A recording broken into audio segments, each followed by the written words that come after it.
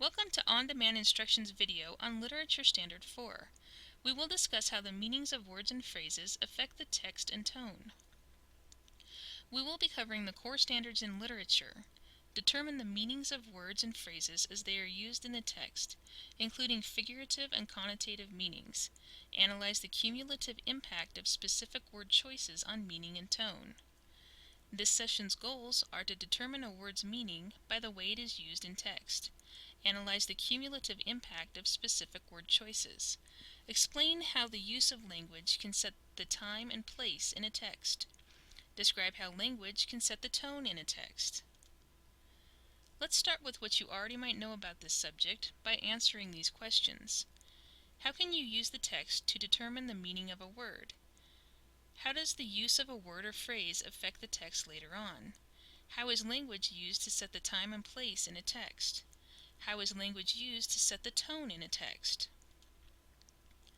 The meanings of words that you don't know that you come across when you're reading can sometimes be figured out by the context or the other words in the text. These are called text-based clues. Using the context of the paragraph to define an unknown word can be helpful. It takes some practice, but it is the easiest way and the most effective way to figure out the meaning of a word if a dictionary is not available. Consider the word bar. It is a common word with many meanings, but without the surrounding words, you wouldn't know if it describes soap, a place that serves alcohol, a sand formation, or a way to keep someone from coming through a door. A reader can run into trouble because they will identify the literal but incorrect meaning of a word when they should have identified the way it was used in the passage. Knowing the part of speech could be helpful as well. In the sentence, he plans to bar the windows to keep the intruders out, we know that bar is a verb. It tells us that he plans to perform an action to the window to keep people out. In this case, it means to put a barrier up. In the sentence, she picked up the bar of soap and began to wash her hands, we know that bar is a noun. It is an object that she picked up. From the other words in the sentence, like soap, we know what the bar was made from. Knowing parts of speech is not the only way to figure out the meaning of an unknown word. The other clues that will help you are punctuation clues, definition clues, contrast clues, comparison clues, and example clues. Being able to recognize these clues will help you define new words in a context. Punctuation clues are given when the unknown word is set off by punctuation, such as commas, parentheses, brackets, or dashes. The information contained within the punctuation marks has the same meaning as the unknown word. For example, the deluge, a flood of rain, threatened to wash the little town away. The definition of deluge is contained within the commas. Definition clues link the unknown word with words that rename it or tell its meaning. The clues come before or after linking verbs. A linking verb doesn't show action but indicates being. Examples of linking verbs are is, was, are, means, involves, is called, that is, or resembles. For example, the mansion's piazza resembled a large uncovered patio. The word resembled joins piazza with its meaning, so the clue tells us that a piazza is a large uncovered patio. With contrast clues, you can use the opposite of known information to determine the meaning of an unknown word. Connecting words like however, yet, on the other hand, instead of, but, while, and although join the unknown word with another word that is its opposite. For example, my sister is extremely neat in appearance while she is slovenly in her housekeeping. The use of the word while indicates that slovenly means the opposite of neat, so slovenly must mean sloppy or messy. Comparison clues indicate that two or more things are alike. It is possible to compare the known and unknown words because they have similarities. Words like similarly, as well as, both, and likewise show that a comparison can be made. Taking out the garbage can be an onerous task. Likewise, washing the dishes can be a hard job. Likewise is used to compare onerous to hard. Hard in this case means difficult or taxing. You could use that clue to deduce that onerous means hard or taxing. Example clues tell you that an example of an unknown word follows. You can derive the meaning of the unknown word by figuring out what the examples have in common. Example clues are usually introduced by these words, such as such, other, for example, and like. For example, edifices, such as skyscrapers or condominiums, are found in cities. Since skyscrapers and condominiums are structures or buildings, we know that edifices are also structures or buildings. To find the meaning of text-based clues like the ones we just went over, you look for clues in the sentences themselves. Another kind of clue, called a framework-based clue, does not rely on specific words or punctuation marks to let you know the meaning. The more you know about the surrounding words helps you to discover the meanings of new words. You can combine your experience with the text to determine the meaning of an unknown word. For example, the angry driver shouted vehemently during an argument with another driver. We know what angry means, and you know how people can feel when they argue. From these clues, you can figure out the word vehemently has something to do with intense emotions or strong feelings.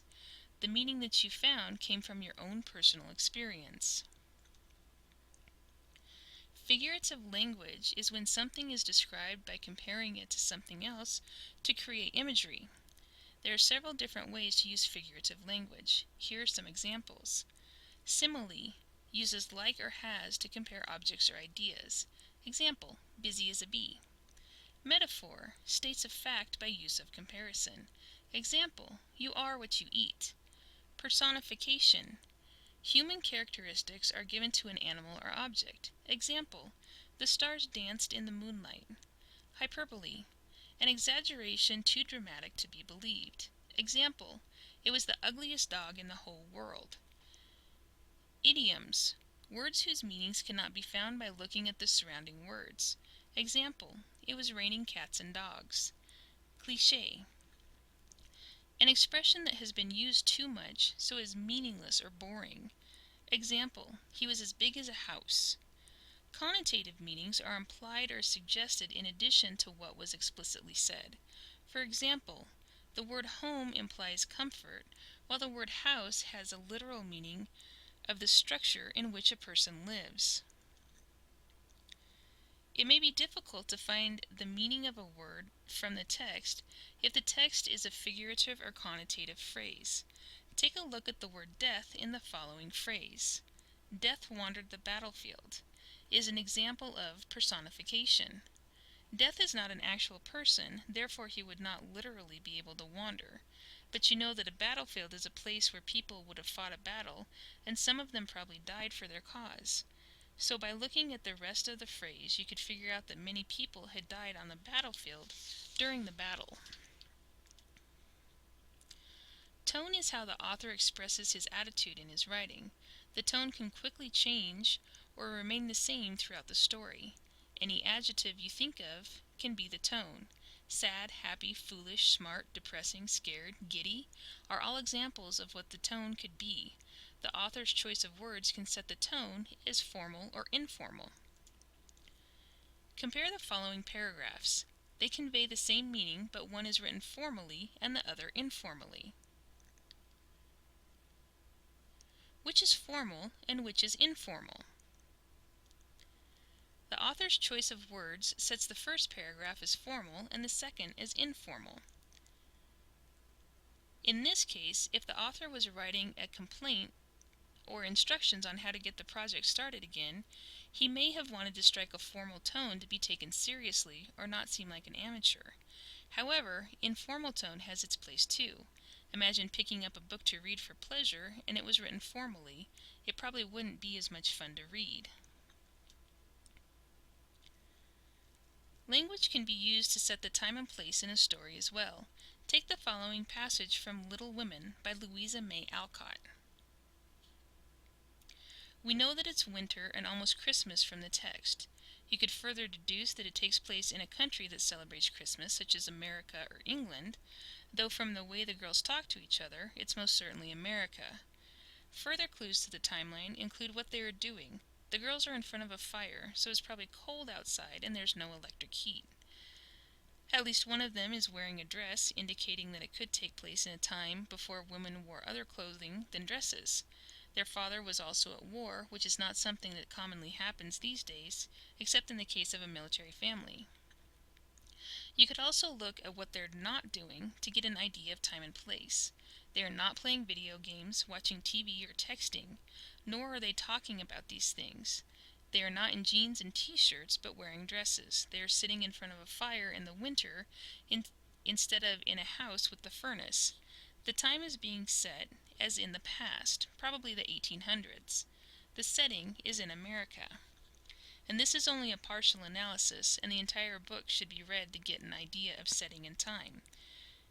You can read the full text at this website.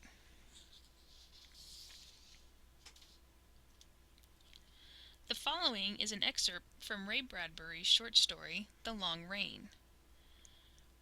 We can tell from this that it takes place on Venus. Though Mr. Bradbury doesn't come right out and say it, it's probably far in the future, as we know that men from Earth do not have the capabilities to travel to Venus at this time. So we can deduce from the language that the time is set as sometime in the future, and the setting is on Venus. And again, this is only a partial analysis. The full text can be found at this website. Knowing that you can figure out a word in its context can help you understand the text as a whole. Authors will write in different ways. If you know how to look at a text, you can get the meanings that the author intended. Whereas if you don't know what to look for or how to look, finer aspects of the piece could be missed. Professional writers and authors write in certain ways to evoke thought or get a point across. It is an art form that is used in endless ways. Let's do an activity to further enhance your skills. Read the following excerpt from The Adventures of Huckleberry Finn by Mark Twain. Are there any words you don't know? Use the surrounding words to help you find the meanings of the unknown words. Let's do another activity. Read the following excerpt from Dracula by Bram Stoker. Is the tone formal or informal?